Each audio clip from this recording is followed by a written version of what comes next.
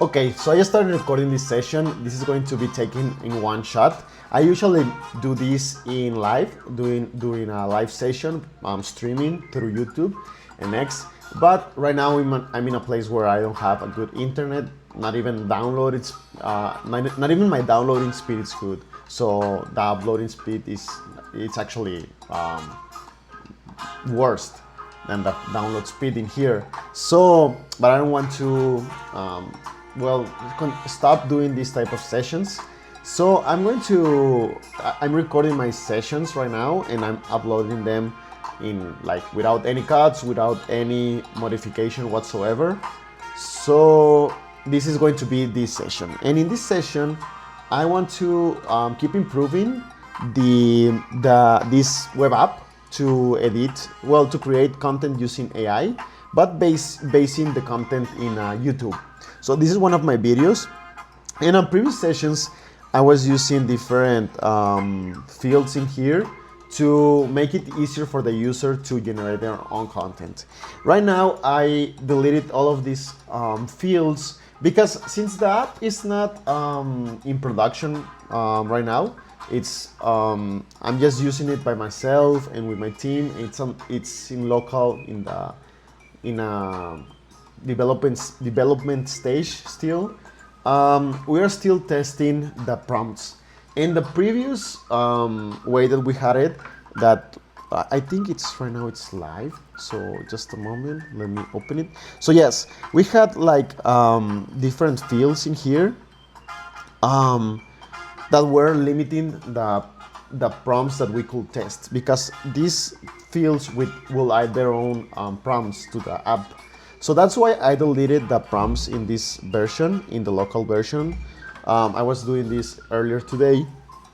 And right now, I want to, since these changes are already made, I want to upload these changes to the server and have these same fields and the new way in which it is working, do that in here. Okay, so that is one of the things that we are going to be doing in this session. Also, I want to improve some content. So for example, if I open this, you can see that the content in here still has some strange characters or words that shouldn't be there. I want to also work on that. And you can see this also in the end of the content. So I also want to do that, and I want to add some buttons in the top part of this, as well as when the content is generated, to add the correct buttons in here, because the buttons are being added but they are having some issues. Okay, so let's start with, I have in here my checklist of everything that I want to do. So first, I'm going to delete this button about the save API key, because that button is not going to be used anymore. Why? Because I want it to be really easy for the end user, to use our platform. And this way to do it with the API key, the user needs to go and create their own API key, then they need to add it, and there are a lot of permissions that are involved with the AI platforms for this to work. So that's why I'm deleting it. Right now it's not even using it, but I want to delete this functionality, okay? So that is what we are going to be doing first. So I'm just going something here, okay. So let's work on that. And okay, so let's go to this is Cursor, and this is all the files in which I was working earlier on, as I was telling you. So let's close all the files, and let's open the files that we need. Okay, so first I'm going to search for. So how can we find, if you're working with a team, or if you're working in a vibe-coded web app, or if you are, if you have been working on different apps, or you haven't worked on this app recently, like how can you find what your where do you need to make the changes? So for example, right now I need to delete this functionality. So where can I find it? Well, I'm going to look for whatever I can find of this. For example, right now I can see that it says save API key. So let's search for that. So let's do it. Let's go in here and do save API key. Okay, so we have 3 of these ones. So let's see. The first one is in here. I'm going to delete it. So for example, what is this use doing? Okay, so for example, the other button that is in here, it's the logout button. So let's see. The logout button, it's this one that is in here. Okay, so that's that. I don't want to delete that one, so we are just going to delete this all the way up to where is this profile. So let's delete this, let's save it, and it's not there anymore. Okay, so that is the first thing. But I also need to delete other places where this could have been shown. So I'm just going to see everything here. So for example, we need to find this modal. It's this one, and I'm also going to delete that, and I just want to make sure. Okay, so yes, this is not being sent anymore. There's no endpoint for this because I already moved that functionality to the new way that we are doing it, that it's using my own API key for all of the generations that are going to be made. Okay, so let's delete everything again. Let's save this. It's still looking like this, and let's delete this. So I think it's I can delete this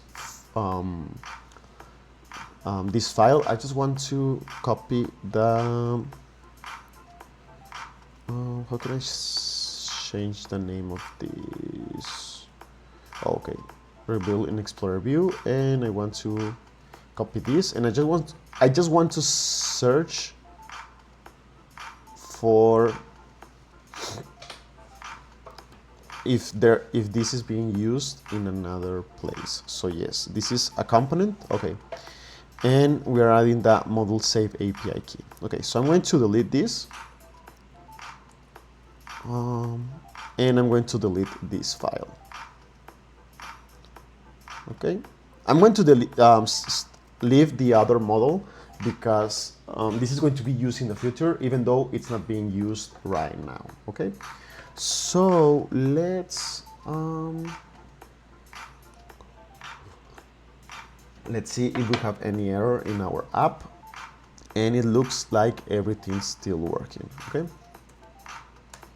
we have it in there. Okay, so now let's move this to our production server because I want to talk about that and how like different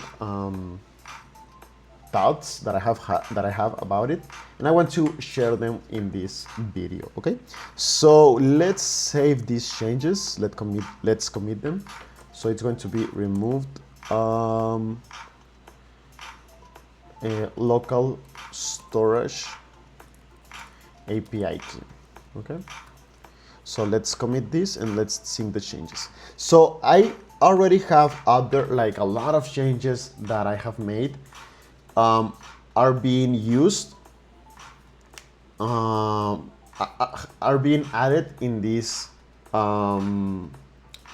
movement that we are going to do from going from local environment to the production environment. So let's open this, and I just want to check something before sharing this. I want to make sure that everything's working. Okay, so yes, right now I'm in my server. I'm connected via SSH. It's a way to connect to your server, and It's one of the most secure ways, if not the most secure. So I'm going to let's see how it's going to be done. So I have in here the sticks. So I'm going to okay.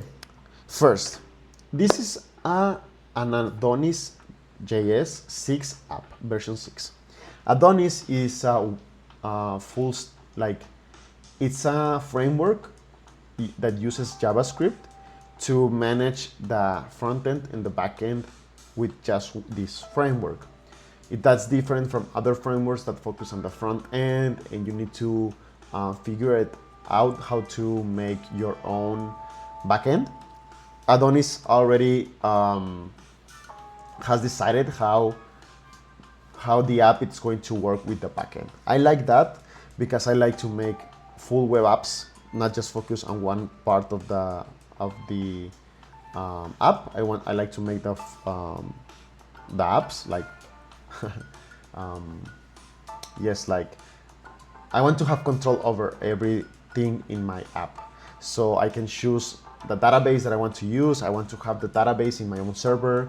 I don't like to use lots of microservices, like have different functions or different services just that do some things. I like to do everything, or not everything, but for the most part, do the most resources intensive processes in my own server, because everything's local and it's faster to make to query the results, to generate something, and to respond to the requests.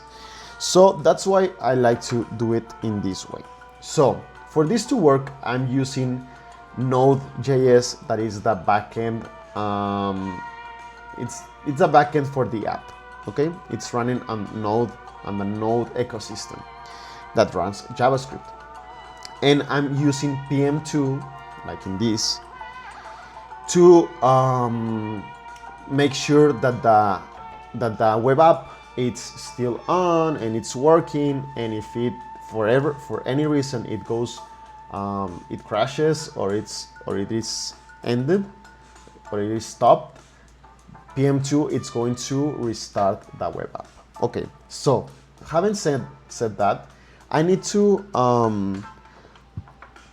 what I'm going to do right now to move the code from my from version control from GitHub to my local server and install the new changes, I'm going to do several things. So first, I'm going to move to one. So this is how the domain, the web app, is structured. Okay. So I'm going to move to the CD project, to the project folder. Okay. Now in here, I'm going to pull the changes. So it's going to pull a lot of changes because, okay, so authentication failed. I need to run it again. So this is my user. Okay. And I'm going to generate a token, just a moment. I'm not going to show that obviously because I don't want to show the token. It's going to take me a while. Okay, so why did this happen? So I have, for my tokens, I have a policy of expiring them after 30 days of being generated. That is more secure than just leaving your tokens without any expiration date. So every 30 days I need to do this with my servers, with my local environments, and I like it. I mean, you need to work. There's more work involved, but the security, since it's more secure, I think it's worth it in this case. Okay, so just a moment, let me generate a token.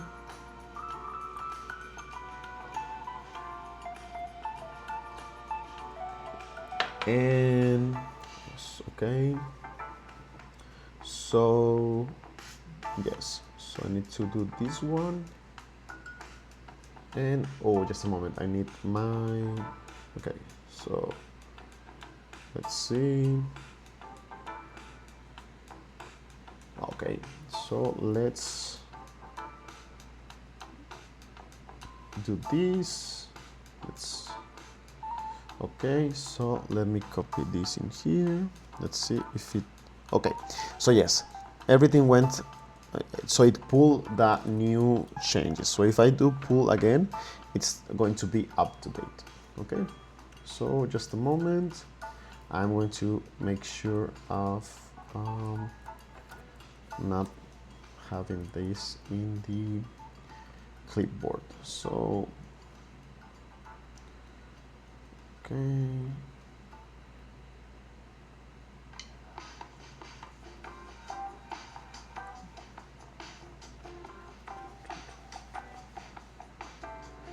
okay,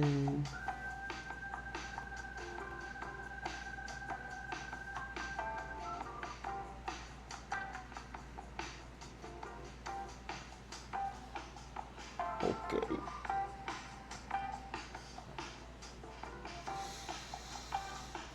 So now let's do, okay, so I already have the changes in the server. So now I'm going to do, so I have the steps that I have been, that make that. So usually what I do is I have a long list of commands that I only copy and paste in here so that I don't need to do step by step. Okay, so I just have git pull and cd project and git pull and all of the other commands that we are going to do right now. But I don't want to do it like this in this session because I want to be explaining how why I do all of these steps, and so that you can do the same for your apps. Okay, in case you're moving your app to production. So now, okay, so when you do it in how I do it, like with one long command, it needs to be robust in the sense that it doesn't, you need to avoid it to fail. You want it to not fail. So I have several locks that make sure that it's not going to fail. So I'm going to run all of those logs right now, even though they are not going to be necessary in this case. But I have them in case there's an app that's going to give me an error. Okay, so in this case, I'm going to do remove force.env. So this usually is not required, but I have it in there because it's not going to give me any error, and it's going to avoid me any error in case something went wrong in the previous production, in the previous time that I moved some changes to production. So I'm going to do it. Nothing happened in this case, but I wanted to mention it. So now I'm going to make a system link that's going to use that .env file from the previous, from this folder. Okay, so I'm just going to link it because there's where I have the environment variables required for the next steps that we are going to be running. So the next step, we're going to do migrations. So, oh sorry, I had an error in here. So just let me check something in here. Okay. Okay, so I'm going to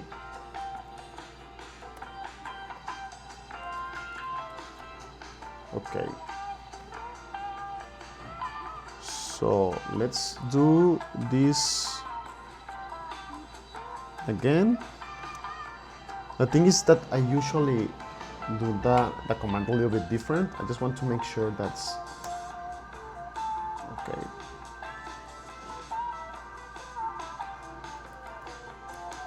So I usually do it like this.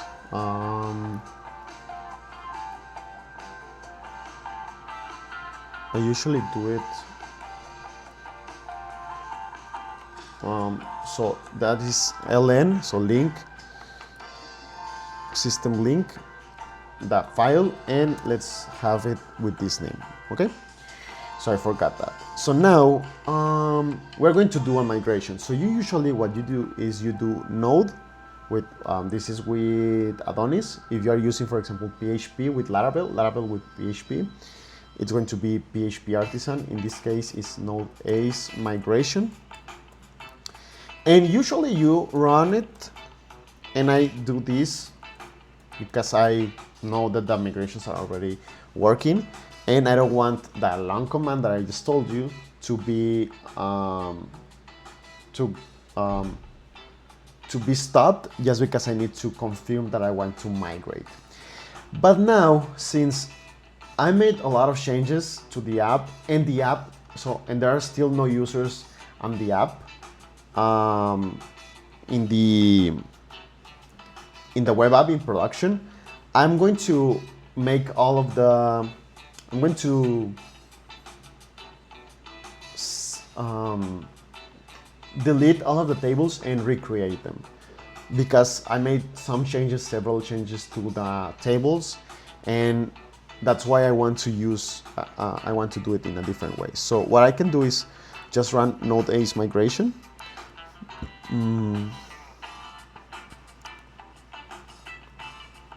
Okay.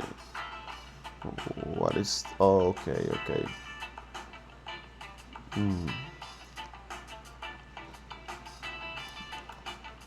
So let's install this. So,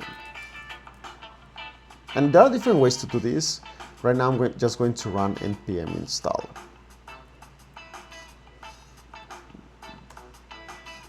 Okay, so now we have Node A's make migration, but I need this one, migration fresh. Drop all tables and remigrate the database. Okay, so let's do Node A's migration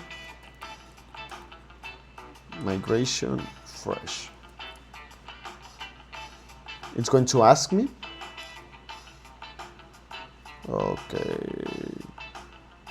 Okay, so I'm missing this API keys. Okay, so I'm going to add some API keys, some placeholders right now, because none of these are going to be used right now. So I'm going to move this over here so that I can add the environment variables. So just a moment. So these are the types of things that I like to share, because usually when you see like a tutorial, a polished tutorial, they don't show this type of things, like all of the errors that you are going to go through when you are doing your own apps and you are moving them to a production server. So that's why I like to show, that's why I'm basically showing everything that I'm doing, because I mean, it has been really difficult for me to find out how to do these things, and I want to share them with anyone that's interested. So yes, so I'm going to add some things, but obviously, well, I cannot share everything, because these are like secrets, like it's like a password. If you have this, you can use the services that I'm using and impersonate me or my apps, and well, that's a no. So I'm just going to do it right now. Okay, so now we need this one, and the good thing is that I don't need the correct ones right now, because we're not going to be working on these functionalities right now, these features. So okay, just a moment, I'm adding them. And leave me in a comment, like, what would you like to learn, or send me a message. I really want to do content for what you are struggling with, or with what you would like to see. So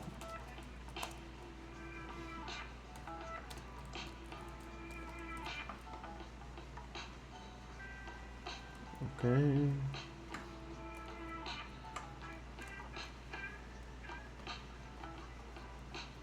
Okay, so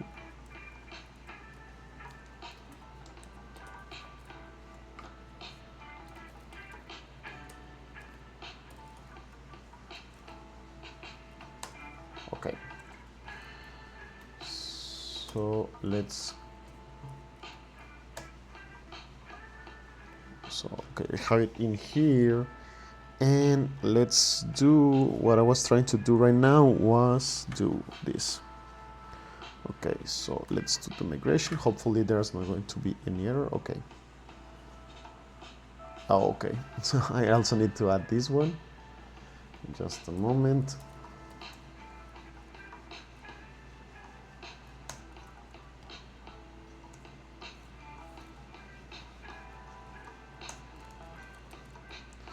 And this is one of the things with when you're working with TypeScript, that it is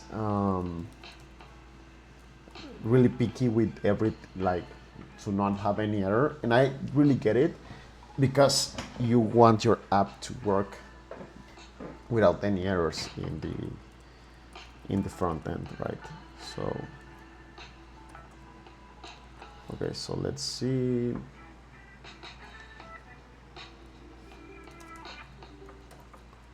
Let's see if now this works. So let's see. Okay, so now it's telling me that I'm in a production environment.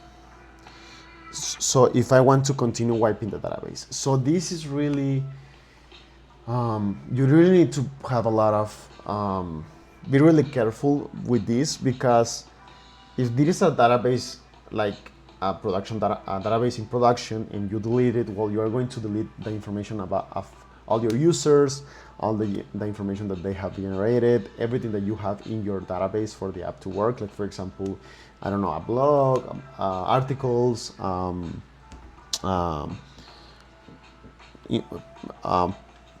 pricing information, payments from users. So you really need to be really careful. This app is still not working, like nobody is using it. So that's why I'm going to do it. Okay. So now the tables were dropped successfully. Now I want to run the migrations. Okay.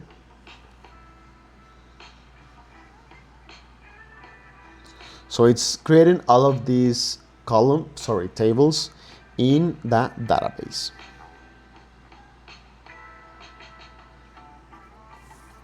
And it took 15 seconds. Okay, so now that we have the migrations, I'm going to delete the link to the environment file, because the way that it's configured with PM2, PM2 has its own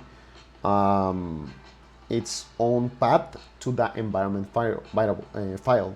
So, but since Adonis also looks for the environment files, I deleted from this folder, because I don't want them to be any conflict. So I just have the environment variables in one place, and I have told PM2 and Adonis where to find those environment variables.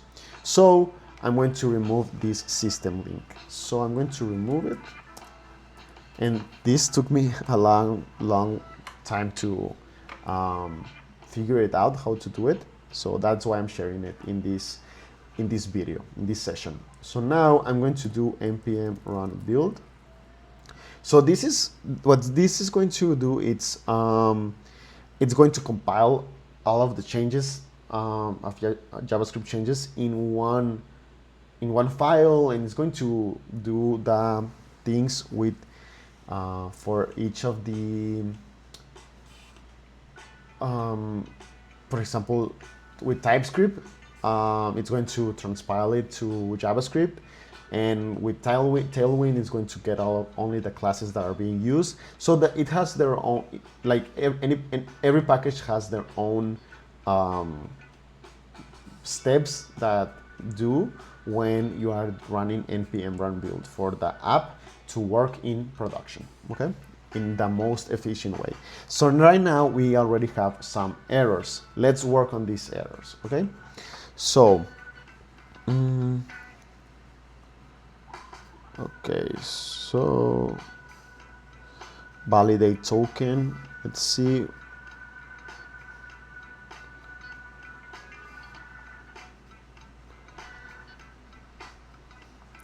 Okay, so right now in here, this is trying to do a token validation,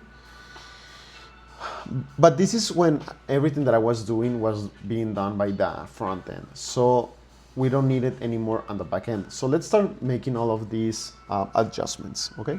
So this, to be honest, I wasn't expecting for all of these things to happen. So maybe this session is going to take a little bit longer than what I was expecting to, than what I was expecting. But I mean, it's part of the job, so let's do it, okay? So let's search for this token. So it's telling me that it's in this file, token validator, in line 2. Okay, so let's go to that token validator.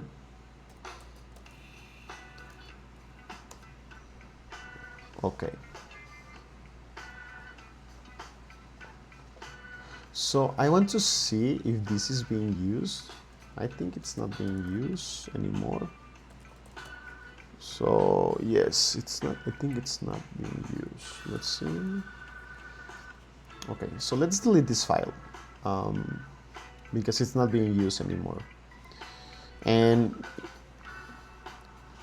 it's because I changed everything from the front end to the back end. So those tokens are not being used anymore. Okay, so now let's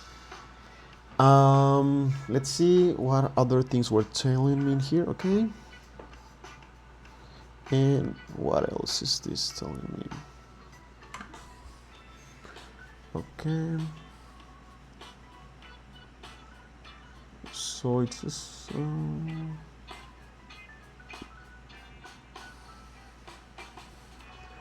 okay.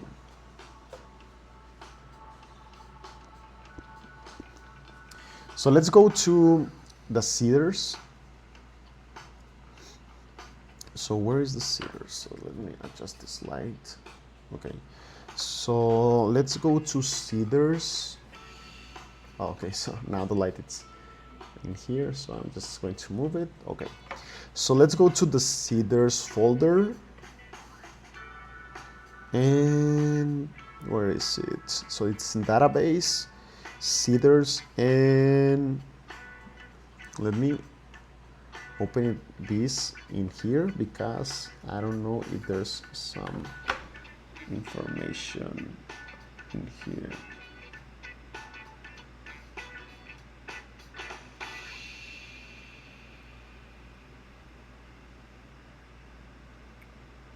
Okay, so I'm going to delete this because okay. So I have it in here and I need to delete this.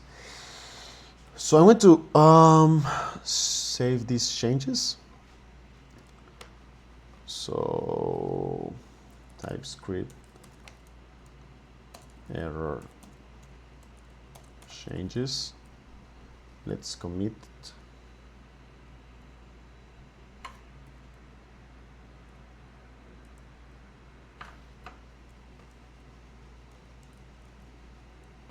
Okay, so why did the music stop? Okay, sorry. So let's sync the changes and let's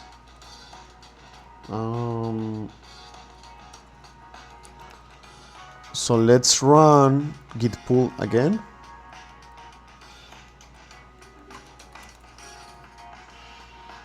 Okay, so now let's run. Let's see if this can run.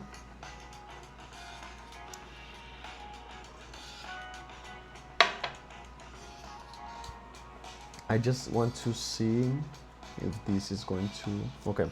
So now we have one error. Okay, so it's argument type faker. So this is an error with the seeder and the faker for generating information for the database. When you are starting a database, you can add, like, you can pre-populate the database with specific information for it to work. In this case, I don't know.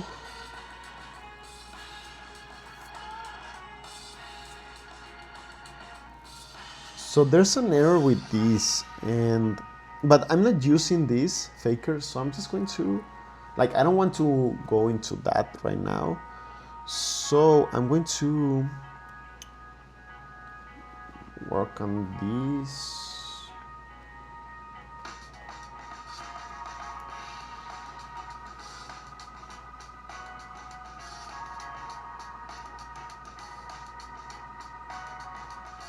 Right now. So let me see, where is this package factory? Okay. So let me open this.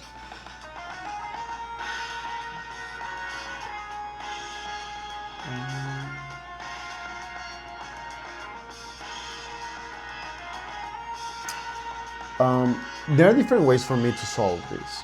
So for example, I can do in here, so I can copy this. This is the vibecoding, the vibecoding part of the development. So let's see. So let's add it in here. So let's do it. I'm getting this error. How can I fix it? And it's going to tell me something like add something in here just to make it work. Maybe it's not the best way to do it, but right now I'm not focusing on this. So I just want to show you how to move everything to production. Okay, so let's see what it's doing. So it's okay. So I'm going to move my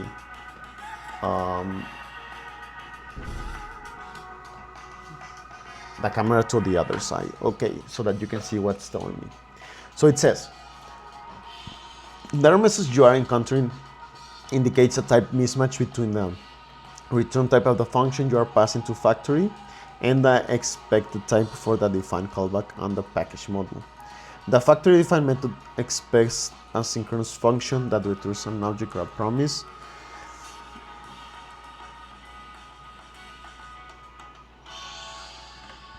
Okay, so it's an issue with what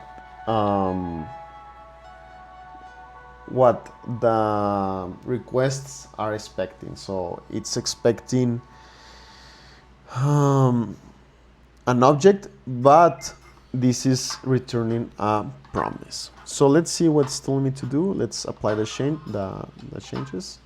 So it's just removing the async keyword. Let's see if, okay, so let's see if this works. If it doesn't, I'm going to delete this. Okay, so removed async from package factory. Okay, so let's commit, let's sync the changes, let's pull them, and let's run npm run build again. So let's see if this works. Okay, we're waiting for it. Okay, so as you can see, we don't have async in here anymore. And I could, like, if I told you something, I could run in here npm run build, and maybe this is going to solve the error, but I don't like to do it because, well, what is the end point of use? What is the So why are we using TypeScript if we're not going to respect the errors and warnings that it's showing us? So I usually don't like to do that. And as you can see right now, this didn't make the difference. So let's delete this file. I don't need it. It's just for the package factory. And I don't like to do it in this way. I like to add the files directly, not the files, sorry, the records directly in the database. So let's delete this. So let's search where it's being used. Package factory.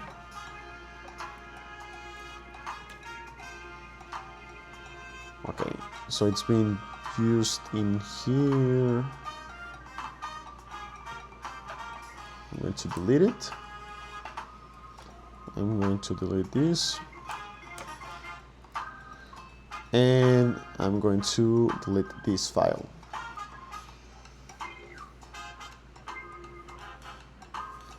Okay, so I'm going to commit the changes. Factory. Okay, let's commit it. Let's sync the changes and let's pull the file, the changes, and let's run npm run build. Hopefully this is going to solve the error. Let's see.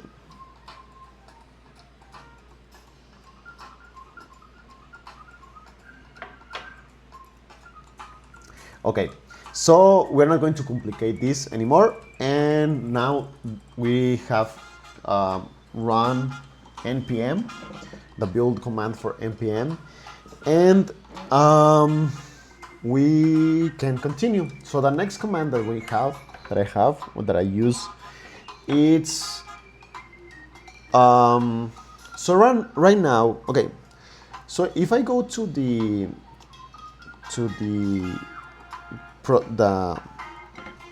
app in the production server,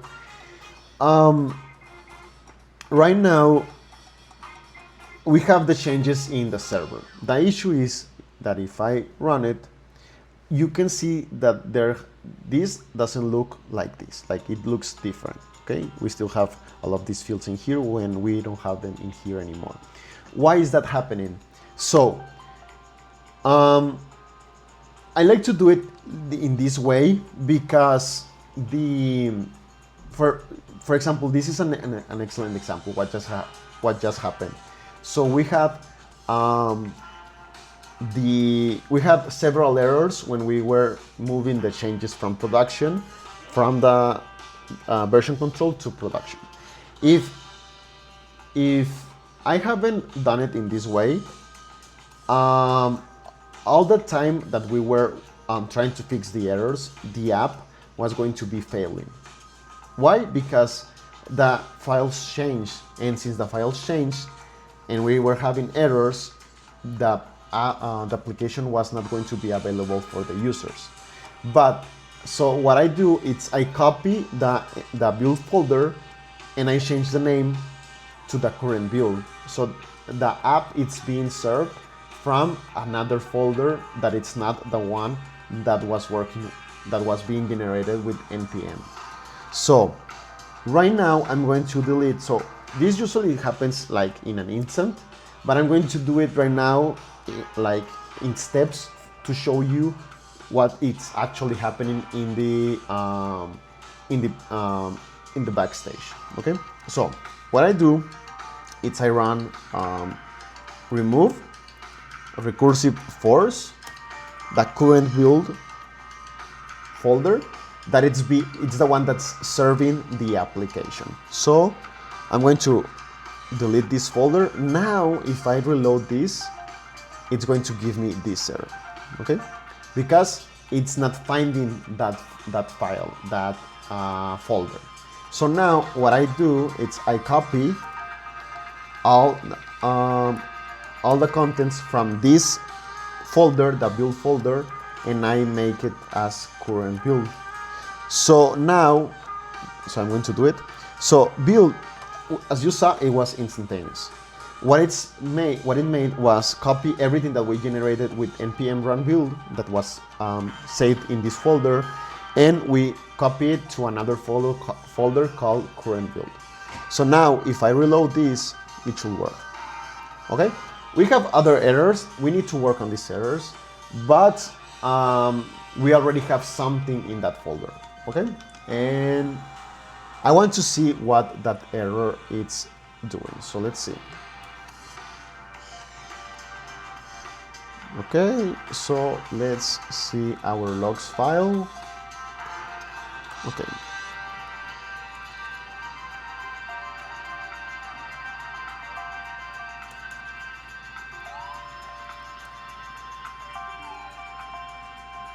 Okay.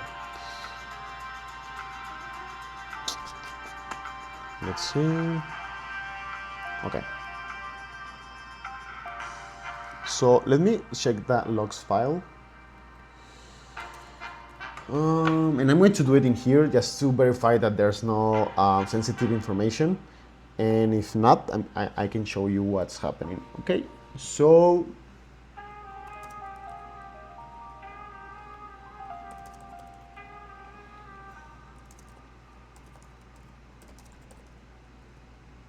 okay.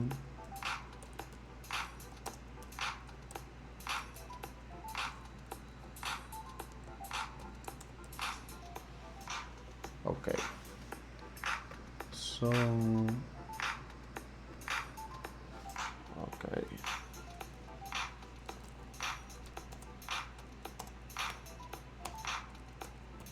Just a moment.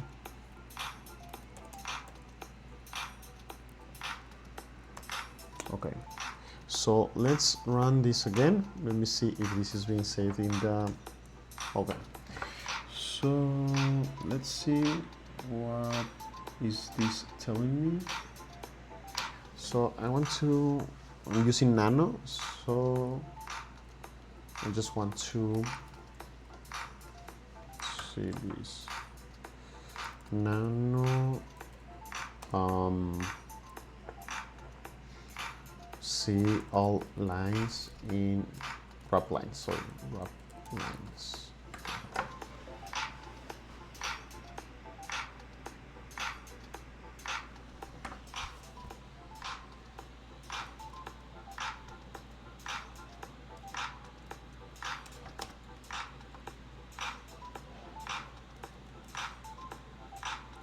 Okay, so okay, let's see in the logs for PM2.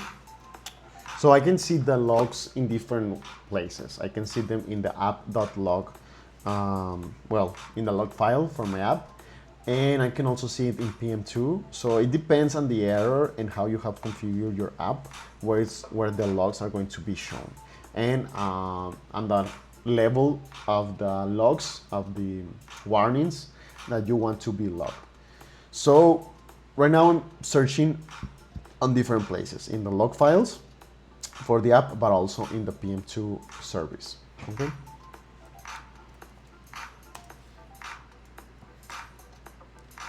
Okay. Okay, so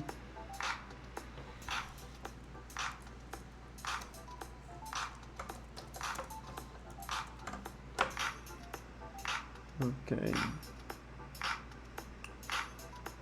So it's telling me that the header.h file is not showing. Let's see. So I'm going to remove the logs from PM2.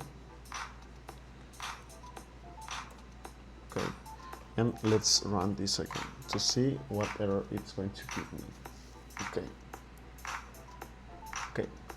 so look, this is the error that's giving me, and it says that it cannot find this file, the header.h. Make sure the file exists, and it's telling me like other things about the error. So for example, it's telling me that it is in the layout web.h. So let's search for it. It's really strange because this error should also show in the when I'm developing. like in the development environment. So let's see. Let's investigate this issue. So let's go to here. So first, let's look for this file. So it's header. Okay, so it's app header and web header. Yes, I changed that. So where is it being used as header?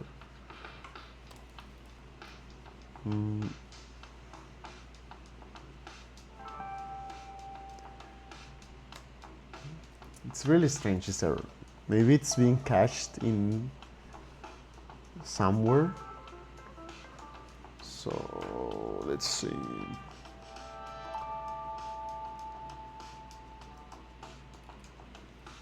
So let's see, partials, header. As you can see, it's not being used anywhere.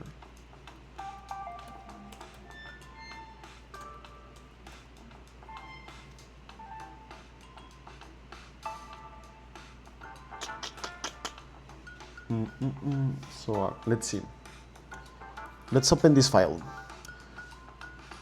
Layout web.h. So let's look for web inside the no. So let's look for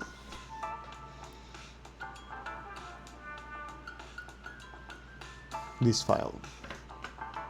So it's telling me that it's in line 24. So let's go to 24 and okay, so we are not asking for that file in the line 24.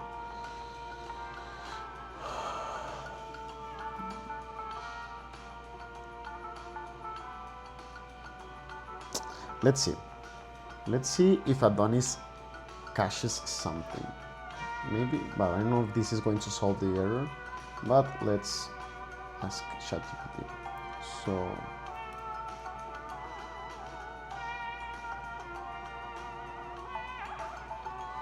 okay.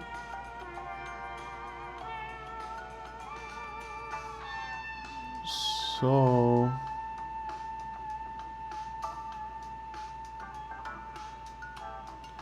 let's do it.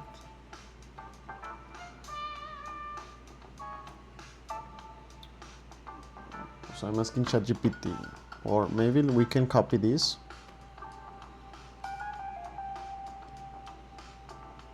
So I'm going to copy, instead of using ChatGPT directly, let's use Cursor, because Cursor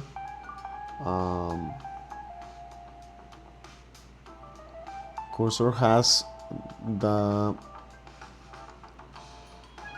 full context. So let's copy this and let's go to Cursor, and I'm going to create this and I'm going to paste this. Okay, so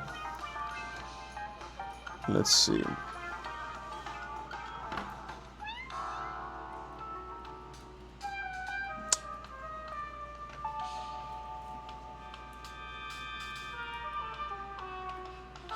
Okay, so does Adonis cache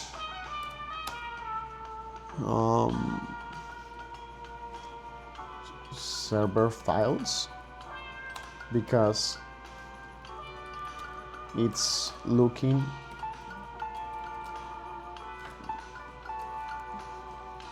for the file in the error, but I change it to web header. Let's see. Okay, let's see. So let me move the camera to the left. Okay, so let's see. It's telling me that it doesn't cache server files like views or templates in a way that will cause it to look for an outdated file path. However, there are a few things to consider that might cause this issue. File path mismatch. Ensure that the file path in your code matches the actual file path on the server. If you have remained header.h to web header, make sure. Okay, so I made that. Okay, sorry. I think I need to restart the server. Just a moment. So yes, I think this is going to solve the error. Sorry for that. So right now, let's move to where we were at. So it's project. We were in project. We copied the build folder to the current build, and then we went back, or we are going to go back. We're going to flush all of the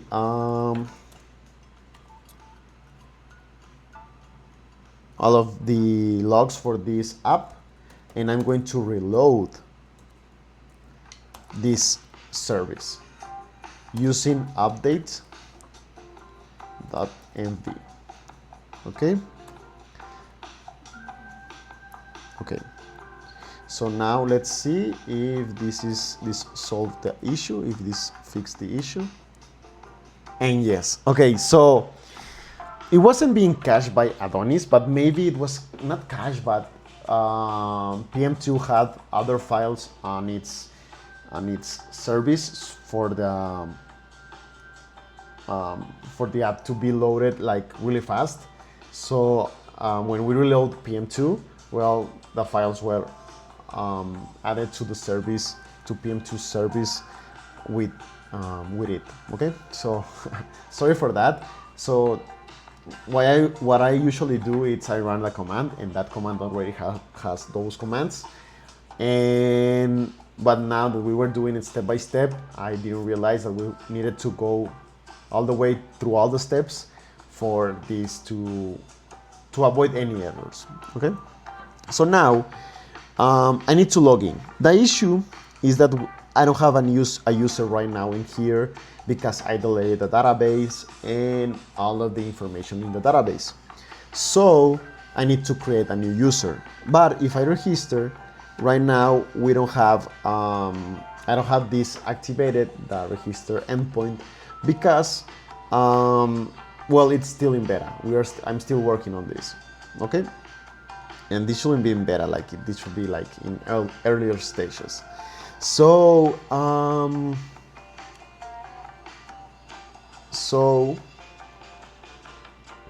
going to create a user. I'm going to activate the endpoint and then deactivate it so that I'm able to create the user.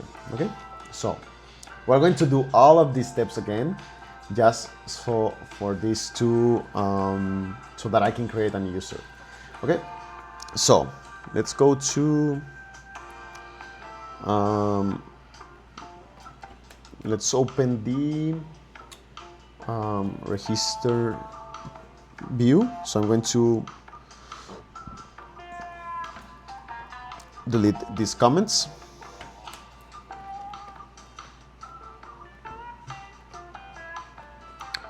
Like this. And I'm going to activate the endpoint in here.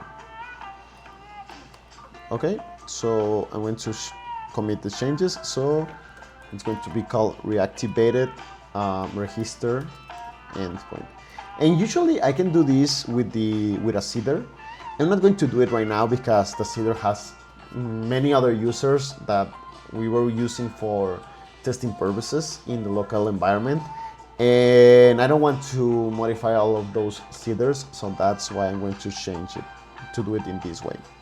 Okay, so now instead of going step by step with the commands in the server, we are going to do everything with that command that I usually run. Okay, so I'm going to copy this and I'm going to paste it. So this is the command. Are all of the commands that I just used step by step. These are all the commands in one line. Okay, so let's run it.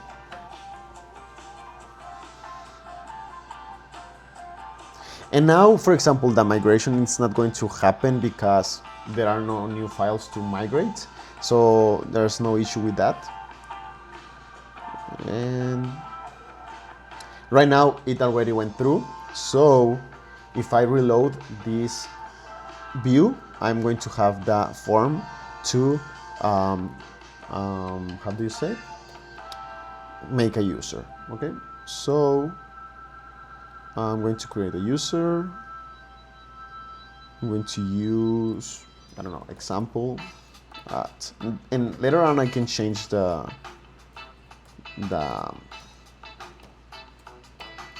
this how do you say it, sorry, the email. Okay, so I'm going to generate a password.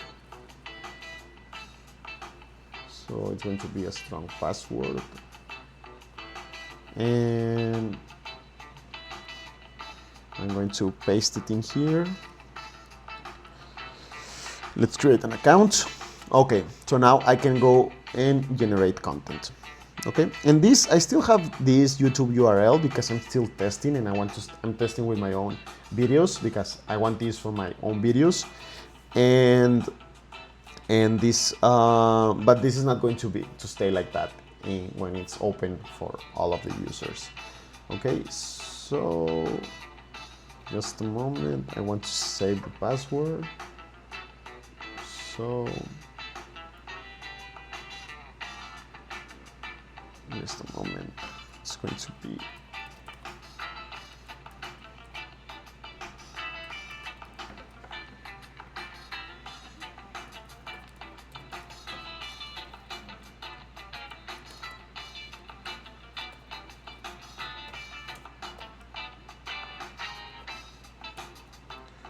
okay.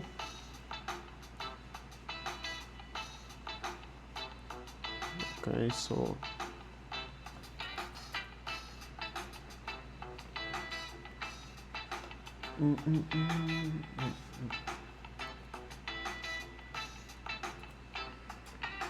okay.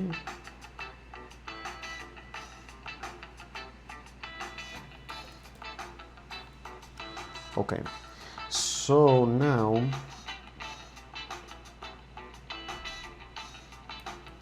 let's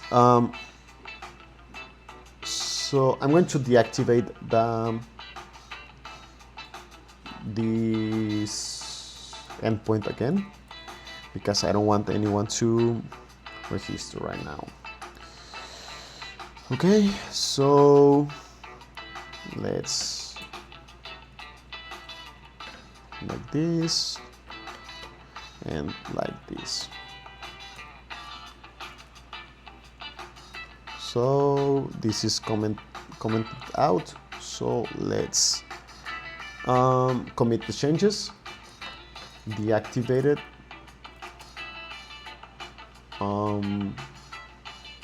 register and points or endpoint. Let's sync the changes and let's bring the changes back to the server. So I'm just going to run the long command again. And when this finishes and I reload the page, we are going to, oh, I thought you were seeing this. So let me move my stream, my camera. Okay. So when I reload this, so for example, if I log out and I log in, sorry, if I try to create a new account, I'm not going to have the register form anymore. Okay, so let's log in again.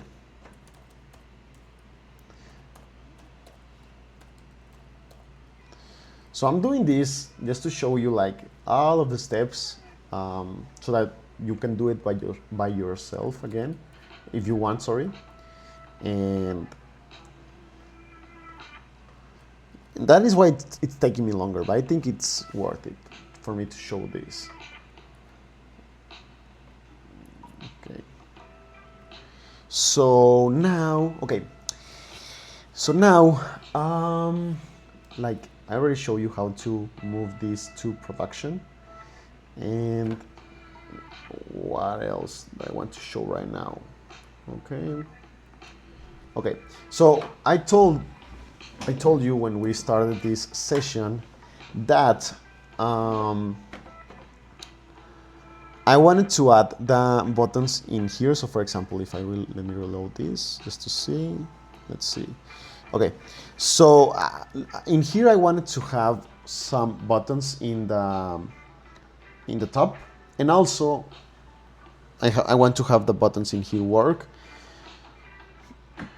in the when an article is created. So just let me check something in here. Let me close this and let me close this. So let's see. Let's see if I create an ad. So how can I do it? Let me see if this is in the. Okay, so no. Let's open the content controller and let's see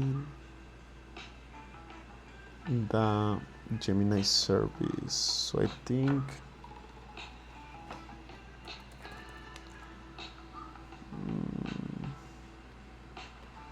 okay.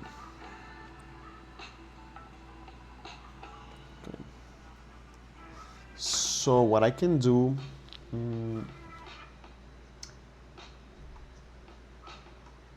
okay. Instead of generating the transcript and waiting for it using Gemini, I'm going to, for this session, I'm going to create to return a pre-generated HTML code, and then I'm going to deactivate it again for it to work. So how are we going to do this? So I'm going to comment this out and I'm going to return it. So it's going to be const text output. I'm going to delete this. And I'm going to add HTML like this. So let's see. Let's return this. Let's see. Give me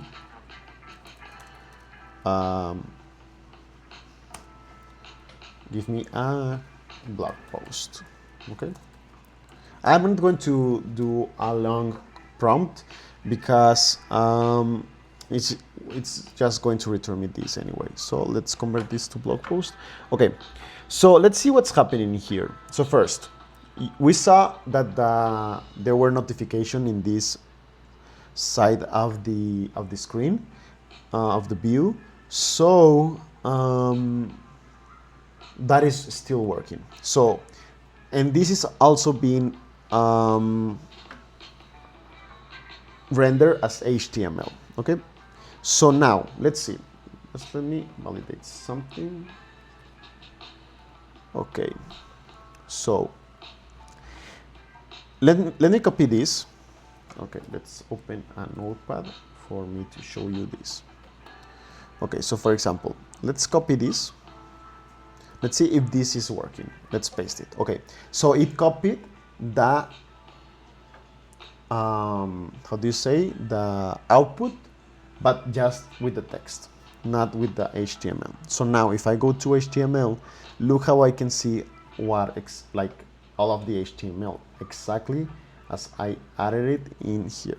Okay, so now if I click copy in here, let's see what it copied. Okay, so now it copied the content with the HTML tags. Okay, so that is working. But if I click in here and I go in here, it's not giving me the ID for this content that was generated. So for example, if I open this page in here, now I'm going to have a different content history in here. This is called like this, and this is an add text test output. If I open this, look how it has a UUID to identify that content. Okay, so this button should have that how do you say it, that UUID. So let's see how we can solve this. The issue with this is that it was working before when we were doing everything with the front end, but now that we're working with the back end to generate the content, that's why we have this that's why we need to fix this issue. So let's search for share. So okay, so I think it's in the main.js. So let's see. So the share button, it's being created. It's being added these classes. Okay. And we need the share URL. Okay, so where is the, okay, so let's look for this function where it's being used. So this is where it's being called. So in here we have that the share URL, it's being generated using the window location.origin and also the content. Okay, but we need to add something else in here, that it's going to be the UUID. Okay, so where is this reader stream that it's suggesting? So I'm going to press tab. Maybe it's not going to be like this, but I just want to leave it in there in case it is. Okay, so let's go to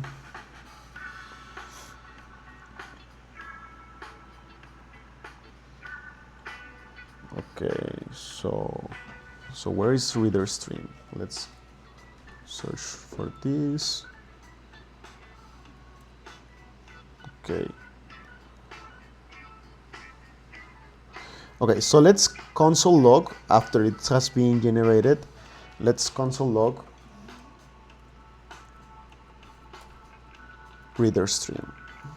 Okay. So let's see what information does it have. So let's create a new one, and let's I don't know if this is required. Okay, so it's not even required. Okay, so let's see the console. Let's see this object, and I only have this information. So if I copy this, undefined, yes, it's giving me undefined for the UUID. Okay, so what's happening? In the contents controller, where we are generating this, we have this, and this here it's where the UUID is being generated. Okay, so we have that in the back end, but we don't have that in the front end. So see how we are waiting for this to be generated, for this to be created in the database. And in here we already have its UUID, and we already have the file, the extract title from content. Okay, so let's see if we can, and we're just returning the text output. Okay, so maybe there are different ways in which we can work with this. So for example, I could generate the UUID in here. So for example, like this, and then return, like use this variable in here. So for example, I can change this like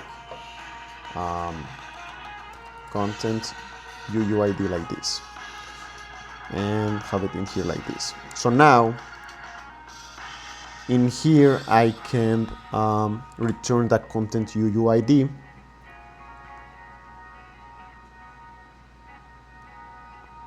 Like this. This is one way. I mean, there are other ways. The other way could be for me to assign this to a variable. So for example,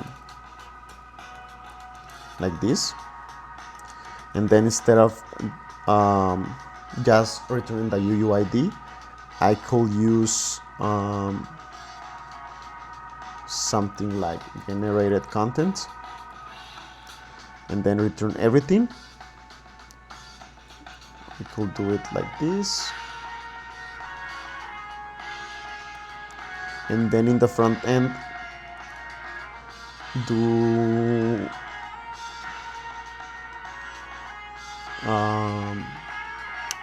change this from content generated to generated content, and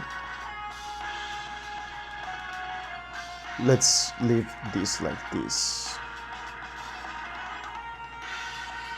So content, let's see. Yes, it's the text output that we were returning before. It's going to be in this key. Okay, so now that's why I added in here text content. Sorry. So in here we are going to have the generate content UUID. Okay, so let's see if this is going to be working. And I still want to console log this so that I can show you what's happening in the front end. Okay, so let's reload it and let's convert this to blog post, and let's see if, okay, so we have this, we have the generated content key, and in here you can see the content, and we have the date, the timestamp. Sorry, maybe I'm not going to return this. It's not necessary, and it's information that the user shouldn't like. It's no issue if it sees it, but let's avoid it. We have the title, the updated, we have the user ID that also should not be visible, because we need to it's not information that is useful for the user, and a malicious actor could exploit those things. They could find a way for that they could exploit any vulnerability in our app. So I'm also going to hide that, and so I'm going to return the content created at the title and the UUID. Okay, so I'm going to use those three things. Okay, so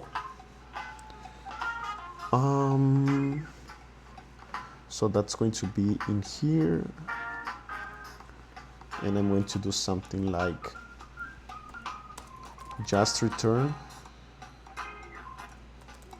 the content UUID, title, and created at. Okay, so let's see what it generates. Okay.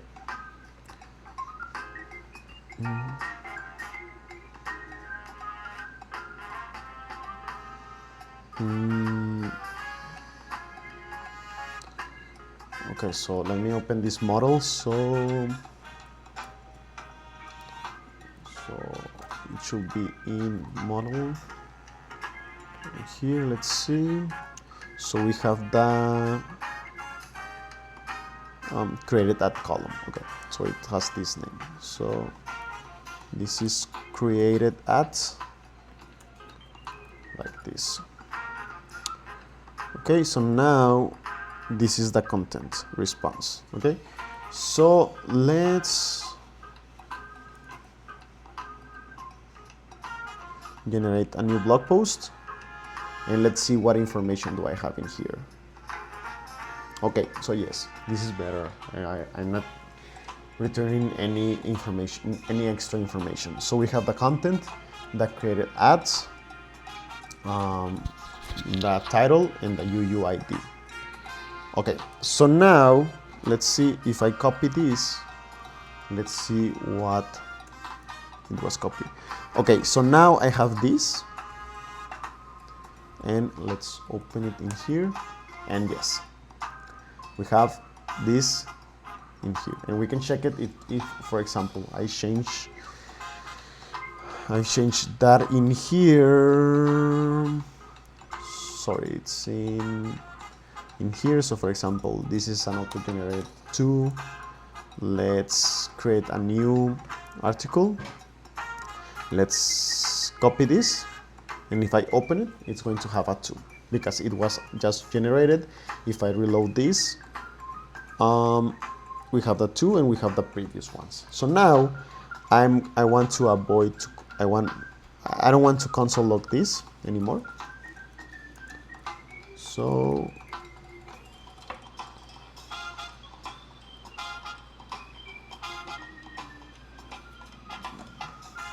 where is it? Is this being used? So I could just avoid this step and just do this.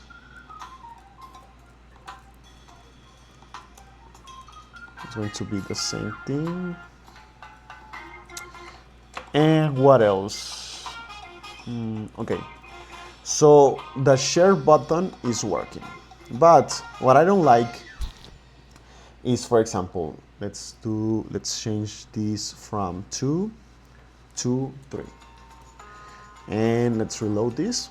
And for example, if I create a new article, so now first this is not logging anymore the response, but as you can see, this generated the output 3, and if I copy this, I'm going to have it in here, and if I reload this, it's going to appear in here. But I want to add it in here as soon as it has been generated. So how can we do this? So let's see. If I see the code in here, console log in here, we can see that this is it's a group. Okay, so we need to generate a new child element, a new element inside this container called group. Okay, so let's see what's the best way to do it. So for example,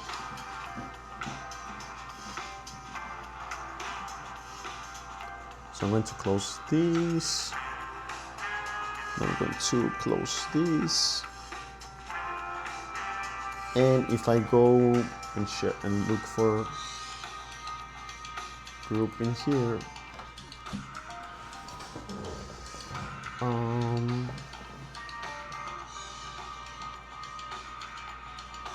going to search for history list. Okay, so it's in here. Okay, so it's history. And yes, for each generated content, it's adding this group, okay? And it's adding all of these classes. So what I'm going to do is move all of these classes to its own class. Okay, so how can we do this?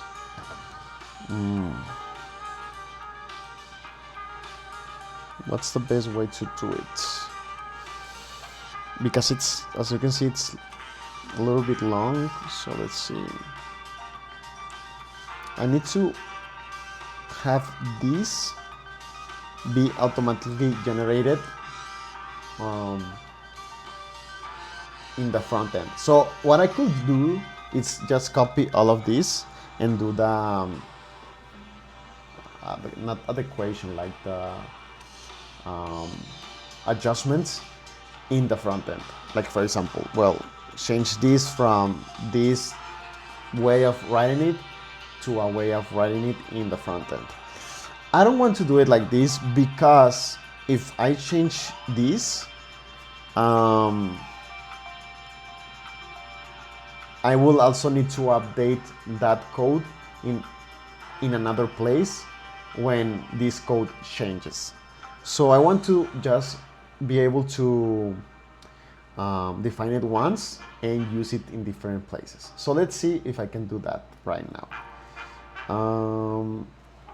And I want to do this in the best possible way, during the session. Maybe it's not going to be like following all of the best practices because we also need to continue with the session.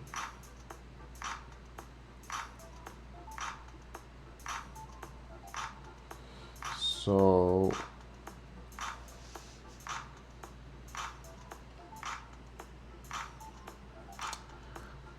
okay, so let's move this to its own component.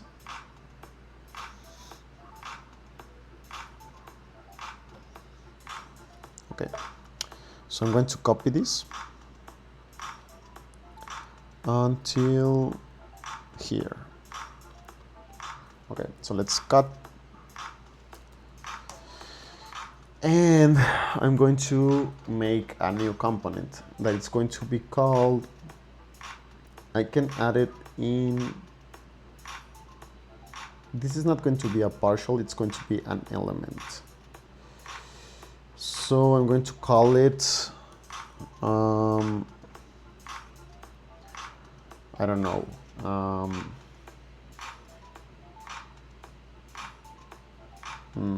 preview, I don't know, hash, previews, chats,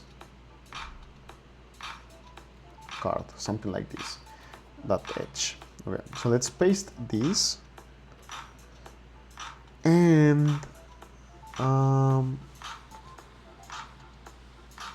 let's do this. Okay, so I'm adding this component. It's in the components folder inside the elements folder, and this is the name of the component, and we are passing the generated contents, this object, to the component, and it's being used in here. Okay, so let's do this. Let's see if this is still working. Let's reload this, and yes, everything's working in here. So now I need to find a way to return this when the new object is when a new content is generated, so that I can add this element, this child, in here. Okay, so let's see how can we do this with Adonis.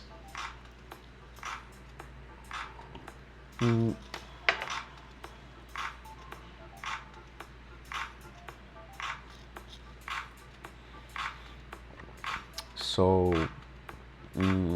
it's been used in here.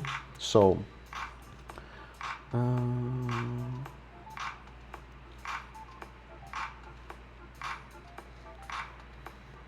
okay,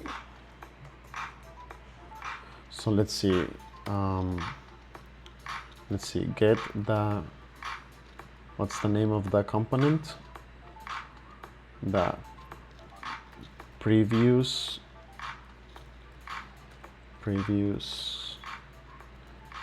shots card component, and render it. Okay, so this is the card. Await, we need a view, and it's rendering this, and we are passing the same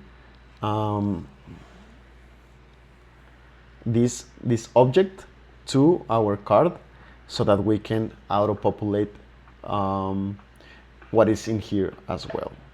Okay, so I only have this error, so in here I'm going to return the previous chat's card. So this is going to be called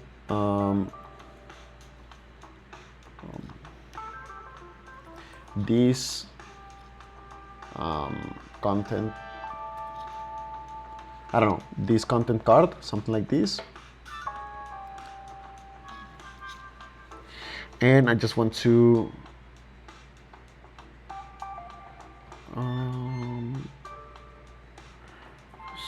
so I want to, okay, so let's ask for help to our AI. So I'm going to create a new chat. So I want to close all of this. Okay, yes, so this is a new chat, and I want to fix this in chat. Okay, let's see what it tells us.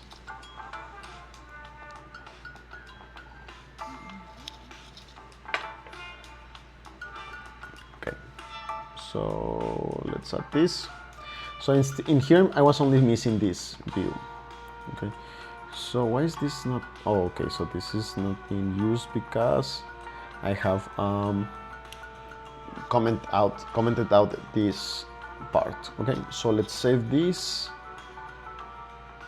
So and I want to console log in here that element that we are returning, that it's going to be this one. So I want to console log this one.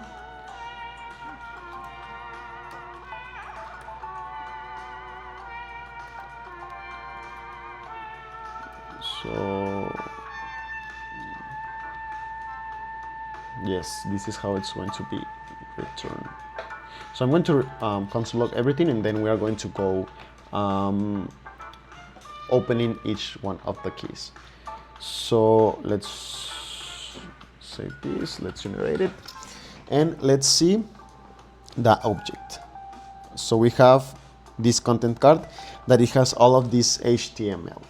Okay, but in here I don't know. Okay, let's see. Okay, so for example, okay, so yes, it looks like it's going to be, okay, so this content card.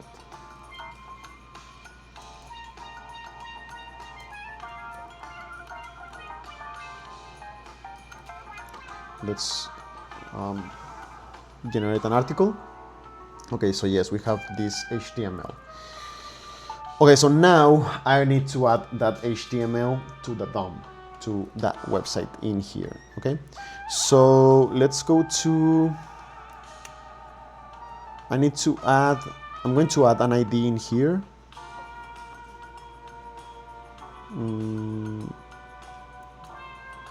So for example, this is in this container. Okay,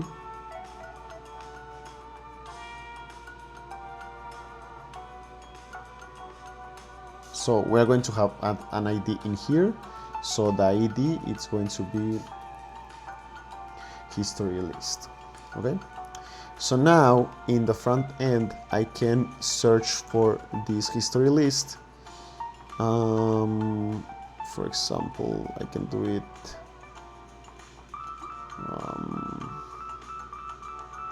in here, query selector, and I can, instead of query selector, I can use get element by ID, just with history list without this hashtag. Okay, and then after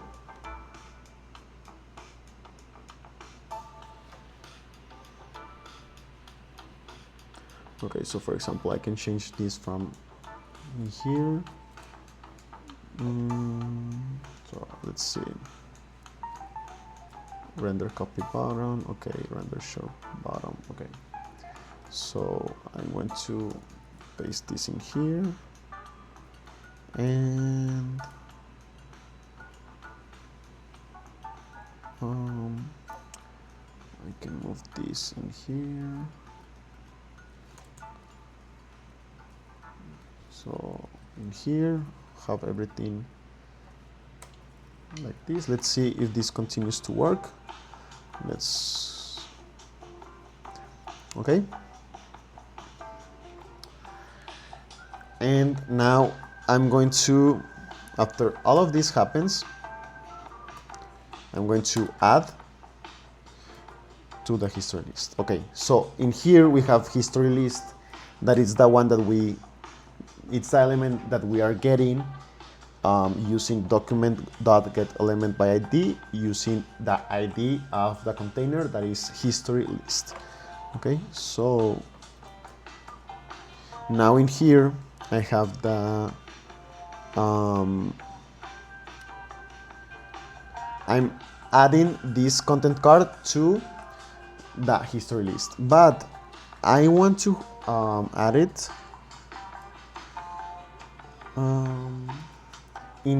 as a first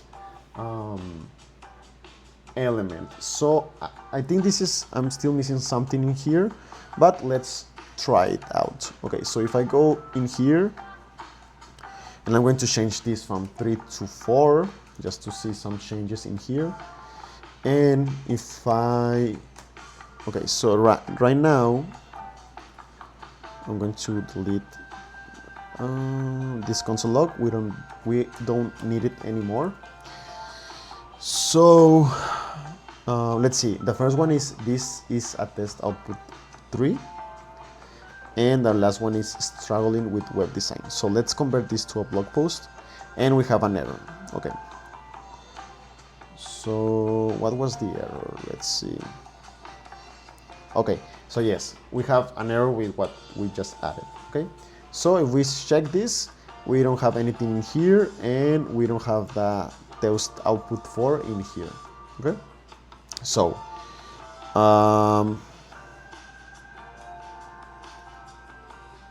so let me ask ChatGPT.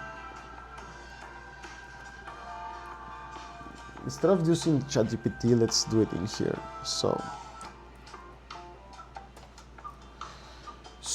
let's say I want to add the HTML in reader stream dot this content card as the first child element, like this. Let's see what it gives me. Okay, so let's see if this works. I don't know if this is the one that I want, but let's see. Let's generate it. Okay, so it's giving me an error.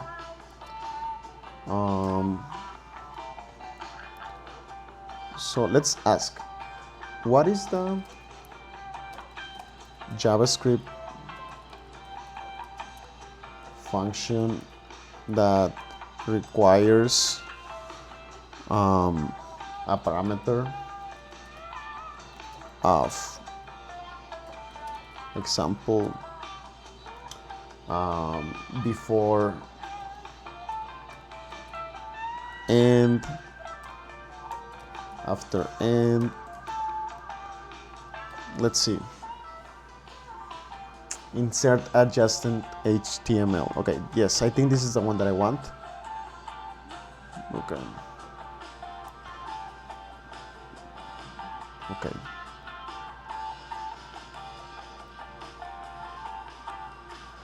Okay, so in here I want to use insert adjacent HTML before end. I don't want it before end. I want it after begin. So this means that I want it in here. So after begin, it's supposed to be like, maybe I have an error that I'm not seeing, but it's going to be added. If this is the container, it's going to be added in here. So so before the first child, that is after begin, and before end, as it says in here, it's going to be, so this is where the container is ending, so it's going to be after the last child before it ends. Okay, so I want to do it after begin, so that it is being added in here. Okay, so let's see if this works.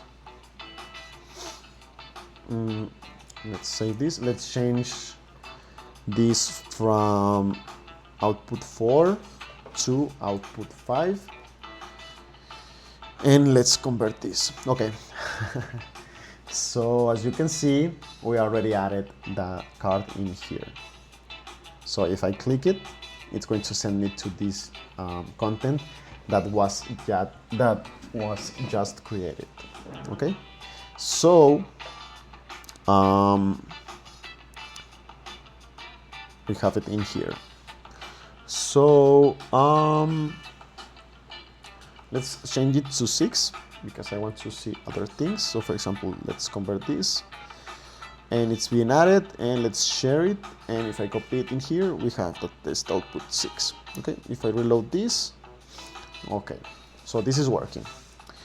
Now I want it to also work to show the buttons in here.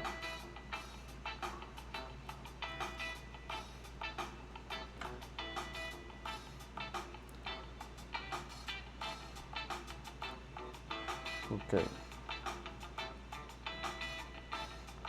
I want to add the buttons in here as well because I want to be able to see these with HTML, with text, copy, share it. Okay, so let's see, what is this view? This view is the, okay, so let's save all of these changes. Let's commit them. So I'm going to commit everything, and I'm going to save this as generating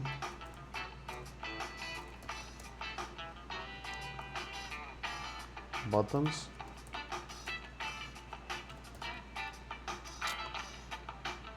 No, so there were several changes. So it was okay, so before, I'm going to delete this in here.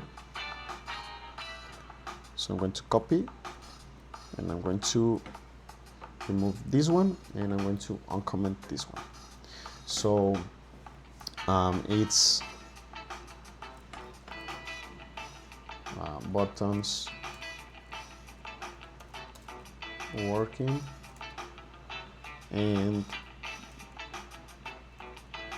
adding new content to history shot. Okay, so now let's open the view where the content is being shown. So where is this? Where's this view?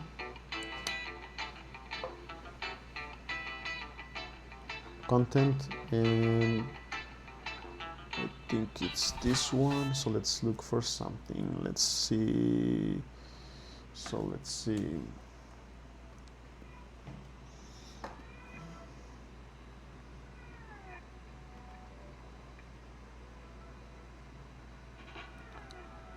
So let's look for this in here.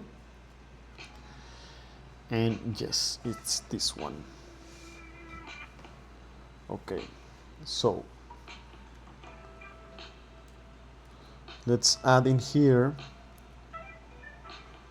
before the content. So here before this, let's add div.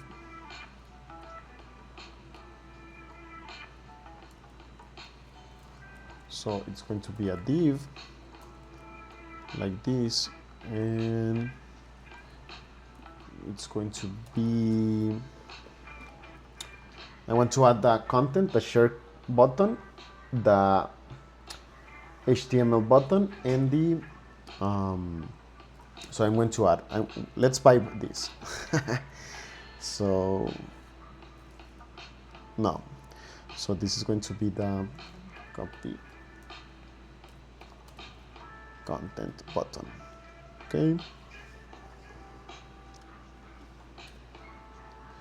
And then let's do it like this, share content, and like this. Let's see. So let's see what I have in here. So let's open a notepad and let's see the new things that I'm copying. So let's copy the content, and it's not working. Okay, so we need to work on that. Let's see if it's telling me something. Okay, copy content is not defined.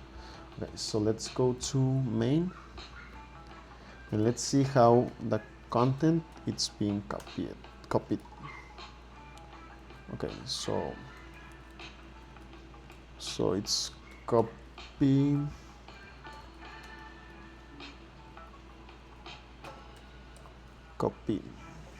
to clipboard.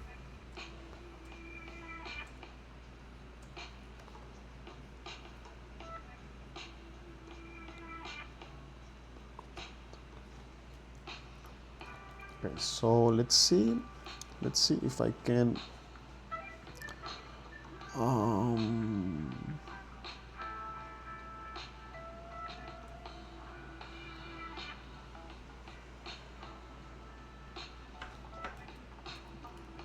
copy to clipboard. Let's see.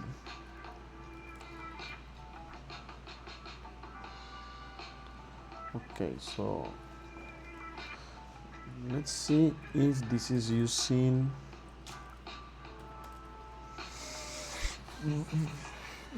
app.js.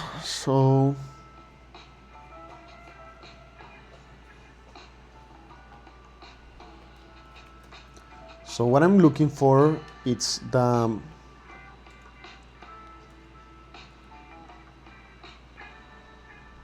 functions that are being used in here. So for example,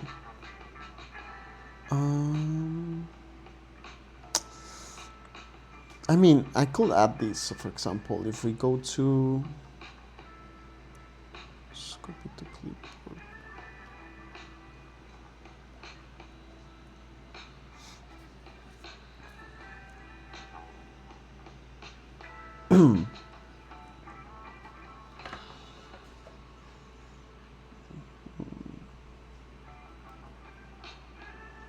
Let's see. So for example, in here,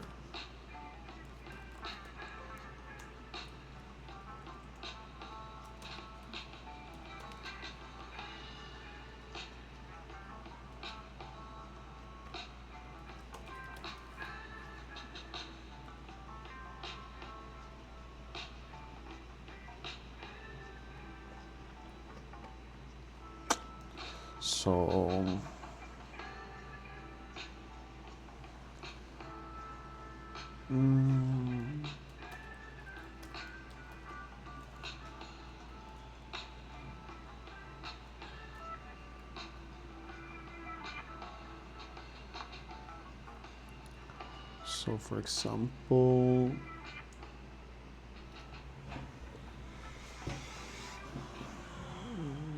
I'm looking for, what is this view? So this view,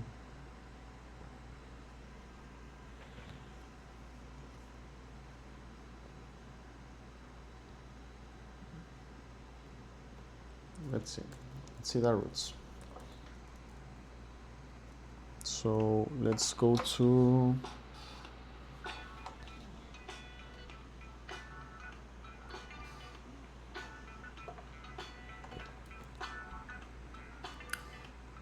the create. So we're looking for this generate content controller. Okay, so generate content controller. Okay, so we're looking for index, and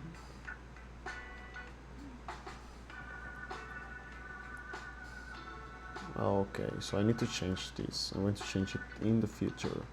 Right now I have home. Okay. Yes. Okay. So in here, let's see.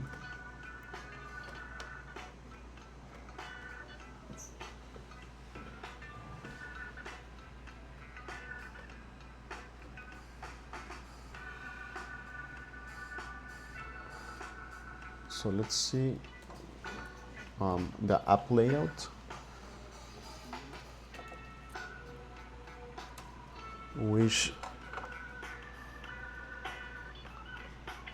Okay, so it's using app.js and stack.js. Okay, so let's see, for example,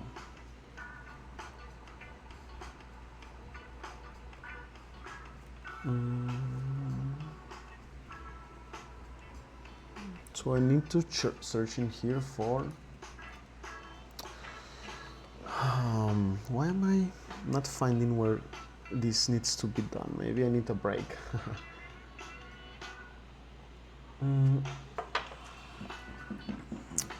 Yes, I think I need a break.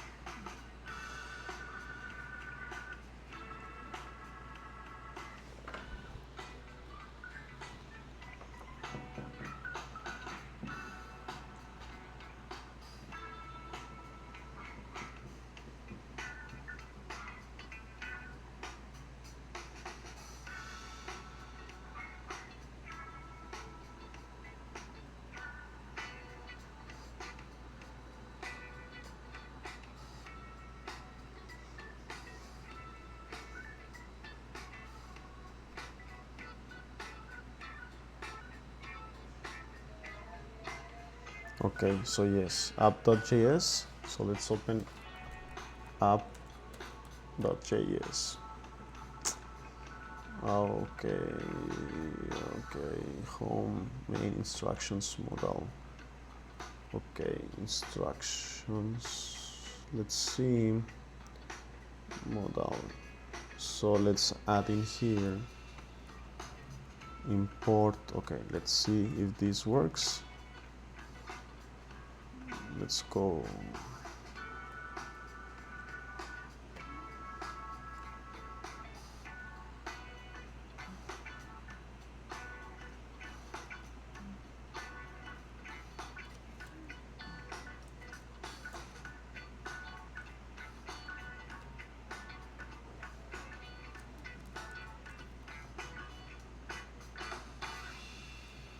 Okay, so yes, it's being used in here, but I think in here I need to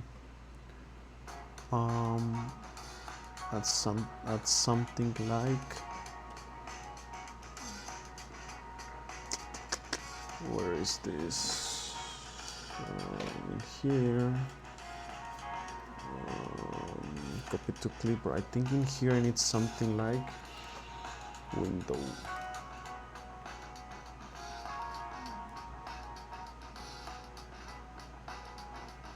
Okay, so I'm going to take a break.